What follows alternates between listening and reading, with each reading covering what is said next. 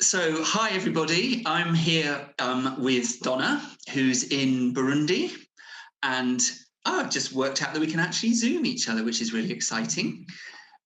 So, Donna, it's great to see you. I'm just aware that some of the people watching this might not even know who you are. You obviously used to be in Swindon, and you were here for years and years and years, and all that time very involved in what was going on in Burundi. But when did you actually go from Swindon, and just fill us in on the journey since then? Sure, yeah. So, hi everybody, first of all. This is really weird, but I feel like I want to say nice to see you, but I can't actually see anyone. But anyway, nice to see you, Nigel. But yeah, so I left Swindon at the end of March 2019, so almost 2 years ago, to go to join the staff at Trinity Church in London. And with the plan of Trinity continuing to support me to work into Burundi, which they did do.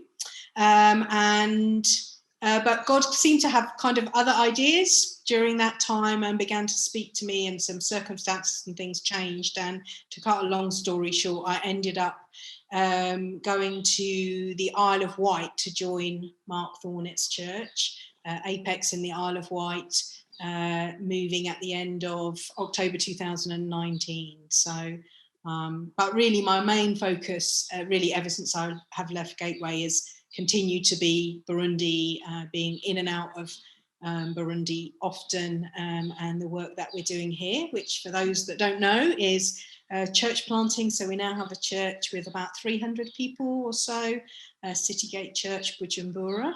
And also very much working with the poor and seeing people lifted up out of poverty, and believing God for a promise of transformation and for his kingdom to come in this nation, and obviously to see people just empowered and growing and in God, and many other things. That's not what you asked me.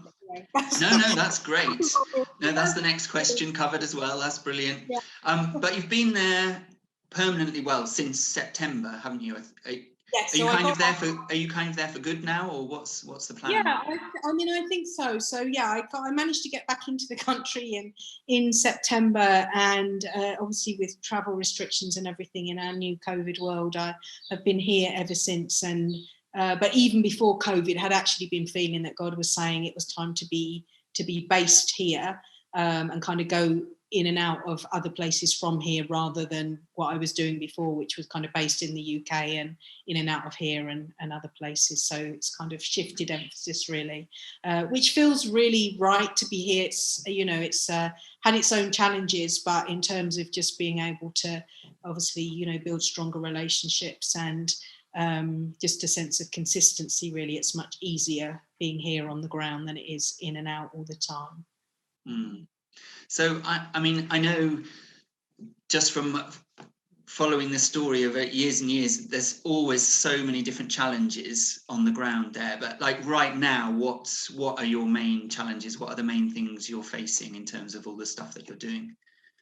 So probably it fits into two kind of broad categories, really. There's the aspect of church and we've seen a lot of salvations, but seeing people discipled is very challenging. So we've seen over 130 people saved in the last 12 months or so through the kind of practical work that we're doing, the farming training and the community support.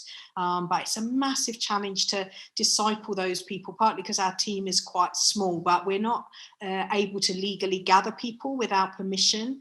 And we can't legally gather people in a church context. And so, the kind of the model of church here is not really very New Testament based, and so many people will claim to be Christians or they'll know scripture, but actually seeing people really follow Jesus in their daily life and grow to be more like him is something that's not very normal here. And so practically that's a really big challenge, just to see our guys growing God. So we do a lot of our teaching and discipling on the side of the field, as well as visiting people in their homes. But there's they're spread out quite a lot, and practically that's quite a big challenge. But also, I think just the poverty here. Burundi is, I think, the third poorest nation in the world at the moment. It's officially the hungriest nation in the world, and really through no fault of their own. The families that we're working with are in extreme poverty. They don't have homes. They're literally sleeping in the mud and the dust. And struggling to provide for their families. But it's not even just the practical lack of, their needs, as it were, in terms of food, shelter.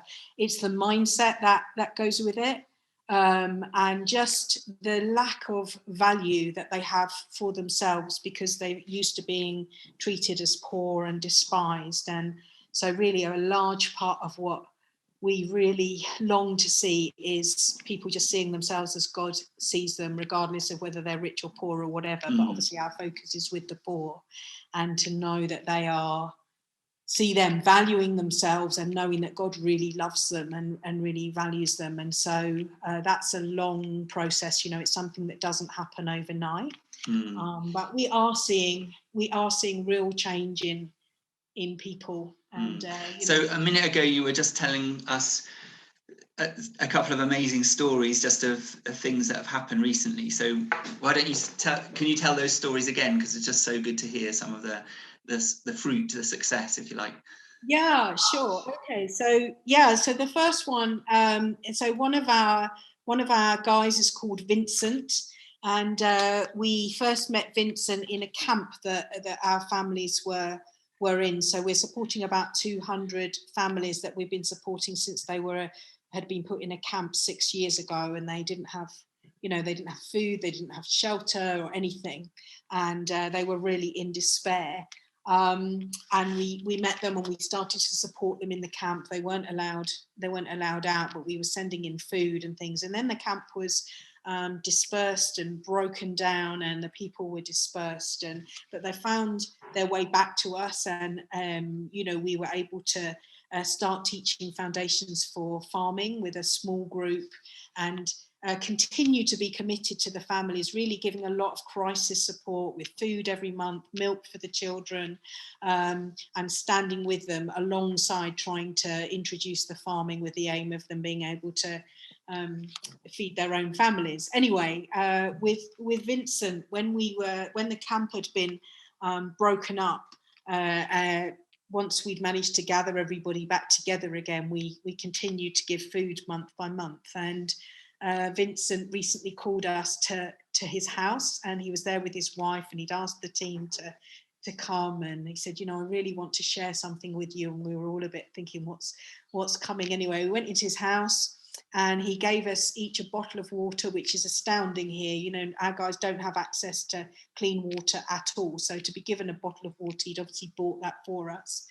And he said he just wanted to thank us for our support. And he began to tell us, he said, when you were giving us the food in the camp, so we used to supply a bag of maize flour per family per month, and a sack of beans, which was just enough for one meal a day. But that's what we were doing, pretty much every month. And he said, that food that you gave enabled me to work harder. It gave me the energy so that I could work, he said. So when we were out of the camp, he said, I bought mattresses and I sold them, and then I bought some more mattresses, he said. And eventually, he said, I don't even know how it happened, he said, but God enabled me to get this house that we're in now. And he actually had chairs in his house. Most of our guys have no furniture where they're staying at all. They don't have their own homes, but where they're kind of living rough, they don't have anything. They're on mats on the floor at best.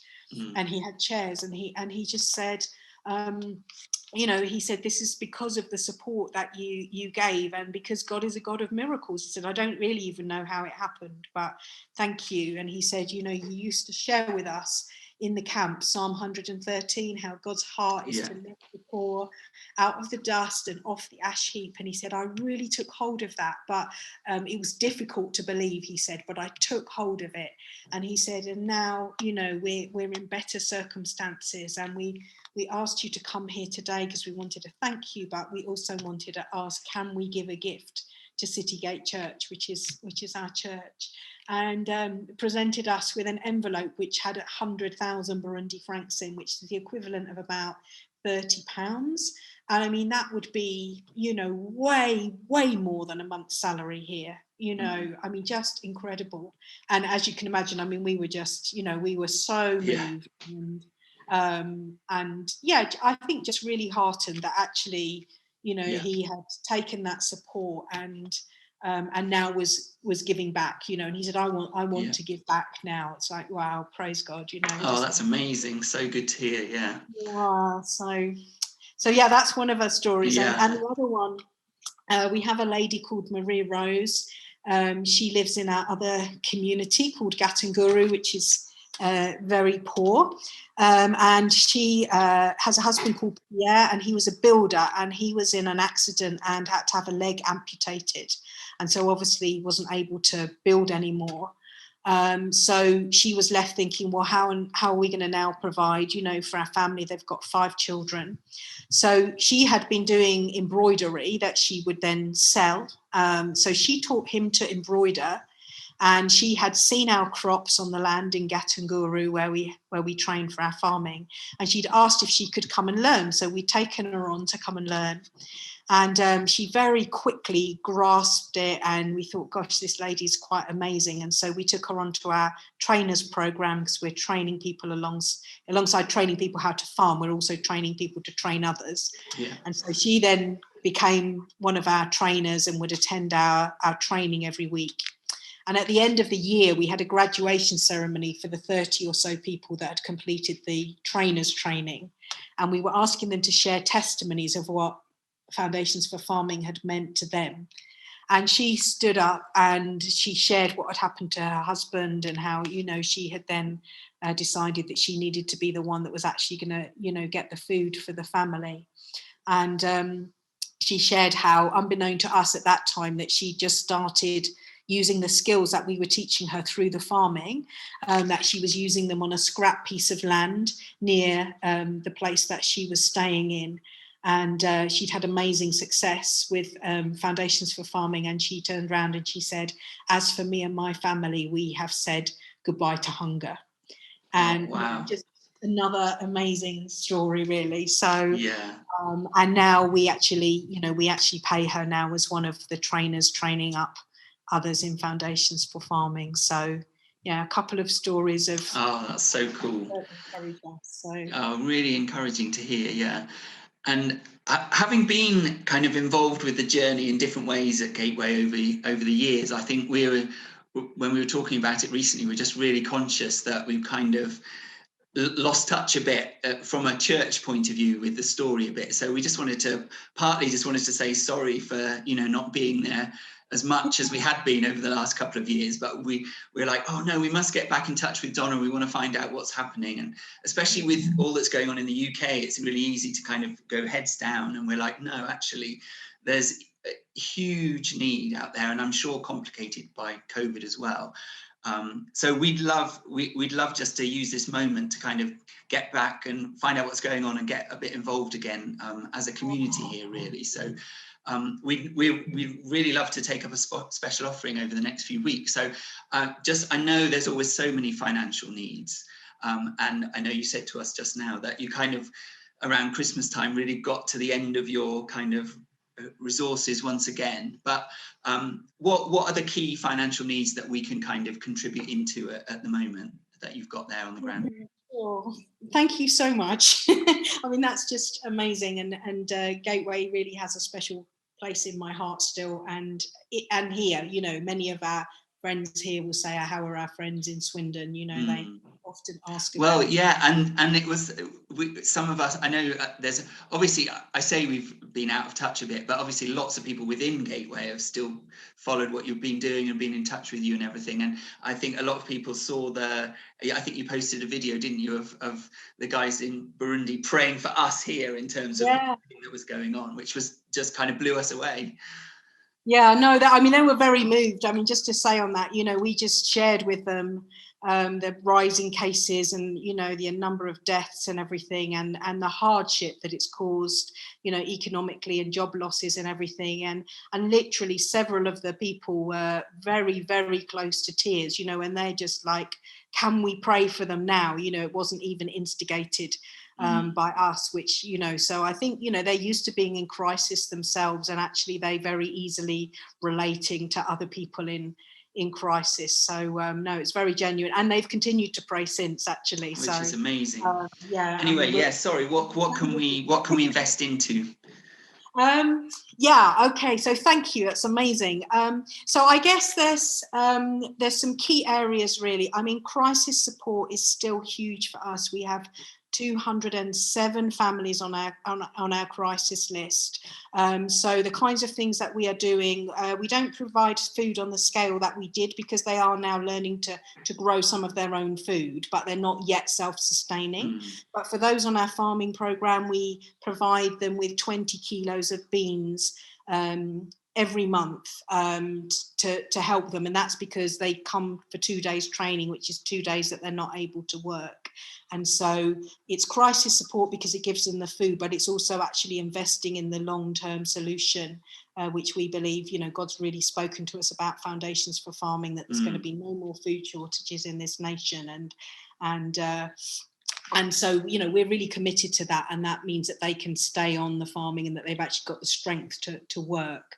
But aside from that, we're providing lots of scores of children with especially high nutrition porridge for those that are malnourished. And also we provide every day, 200 malnourished and undernourished children with half a litre of full fat, high quality milk every day for the nutritional benefits. So, and then when families are not able to find any accommodation at all, they're not able to fund it themselves, which is very common. They have to decide, are they going to buy food or pay rent? And we will often, we will rent a house for 3 months at a time. When I say a house, I mean it's a mud hut. And for many of our families, they'll be in a one-roomed mud hut. It's very, very basic, but, at least they've got a roof over their head and a door that they can shut at night. But, it's kind of like 3 meters by 3 meters, and they'll be sleeping on the floor. They eat in there. So it's nothing grand, but it's a form of shelter. And then we also do a lot of medical support as well, because medical care isn't free here. And we have a massive malaria epidemic here, which actually kills far more people here than COVID does. And, even at the moment, we've got numbers of people who are being treated for malaria. So buying mosquito nets. So those kind of things, really, that, the very basic needs of people. And then I think alongside that, there's the costs of running our farming training. Which is minimal, in that the farming actually isn't a huge outlay because very little equipment is needed, but we need to rent land each season, and we're looking to rent more land because that's the key in people being self-sustaining. They've actually got the skills now. All of our families have been trained, but they just need a bit more land. So renting land and then paying the trainers. So we have 10 trainers at the moment, and we, month by month, we're trusting God for their support, that they can continue to give them. So I was going to say, you're just, I guess, waiting each month for the resources to come in. So absolutely. So I mean, funds, we have the Hope for Tomorrow global charity, which really is the funding source for the work here in Burundi, and no lie, it is a thing of faith. Every single month we are £7,000 down on what goes out, even before we do anything special. So those needs are there. And then just at the moment we're responding to COVID, We haven't been as badly impacted as you have in the UK.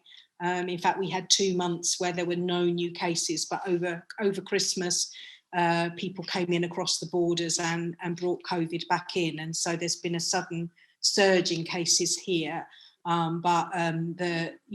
As I say, Burundi is one of the poorest nations, doesn't have the resources. I heard a while back there was 1 ventilator in the country. There were 11 hospital beds, at the beginning of the crisis that were available. So I'm not sure of what the numbers are now, but I do know that the hospitals are full and the 2 isolation facilities that they set up are also full. So we've responded by setting up a little care centre because our guys, you can't really lock people down here, or they can't isolate because they're all living in a little tiny room together. And so we just felt God actually spoke to us through the story of Noah about having a place of safety. And so we responded by setting up this. We basically rented a house and we've set it up with different rooms in, so that if people, are diagnosed with COVID, that they can actually go there. And we've set up a carer's place, and we've got, the best that we can in a Burundi context to keep it, to they can be cared for safely. So we've got, we've got a mattress, and we've got the sheets, and we've got the disinfectant and the, everything, so that we can keep everything separate, and lots of sanitizer and those kind of things. Really. But wow. Okay, there's plenty to be going on with there. And so in terms of praying, I mean, that's the other big thing. What are the key things that we should be praying for right now? Yeah, thank you so much. I mean, please pray that for what I just was sharing earlier about how we disciple people, because that's a real opportunity for us at the moment, and we can just find a way of doing that, and also of meeting actually as a church. We are just exploring whether, if we move into a slightly rural area on the edge of the city, that we will be allowed to officially meet, which would be amazing to be able to gather our people, because we don't have, they don't have internet, they don't even have phones, most of them, so we can't really be in contact. So that would be one thing to pray for discipleship, and just, for City Gate Church, that, we're able to move forward and to really, just help our people grow in God and keep encountering others. And then the hunt for land would be a second one, that we'd find more land for the next farming season, which will start the end of February. So we're already taking land in the right places. And then alongside that, we have had a lot of interest recently from the Ministry of Agriculture. In our farming, and have had a visit from them, and they declared our crops a miracle, and said that they wanted us to share Foundations for Farming with the nation. And so they're actually due to bring the national TV station to us, and then the government-owned radio station to us sometime in the next couple of weeks, we believe. But really, we believe God has spoken to us about serving the nation with Foundations for Farming. And so if you could just pray that we would have favour with the government.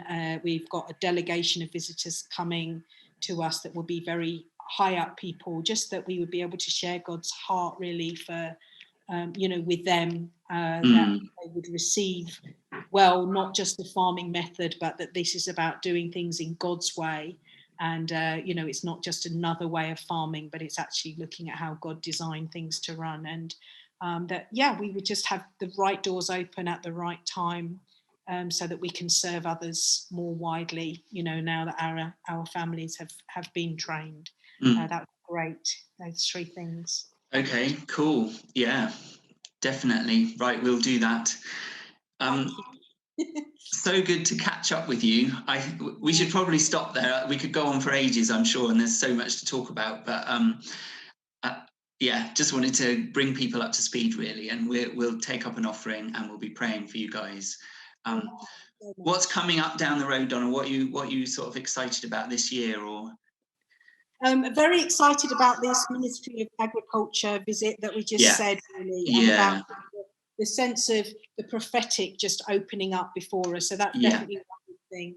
And as I said, we've had a lot of salvations this year, and even people healed and delivered at the side of the field. We do what we call field church. So I am excited about what God is doing in people's lives, and we are already beginning to actually look at a plant in another area that we've got contacts in. So I think just, in a nutshell, seeing the kingdom of God absolutely, and seeing, the transformation happen both in people's lives but also in this nation, in a nutshell. So good. Thank you so much for your time and for filling us in. Great to be in touch. And we'll be praying. So thank you so much. It's we really are very grateful for your prayers, and it's amazing that you're going to take up an offering for us. It will make the most enormous difference. So bless you all, and thank you so much. Great. See you soon. Bye.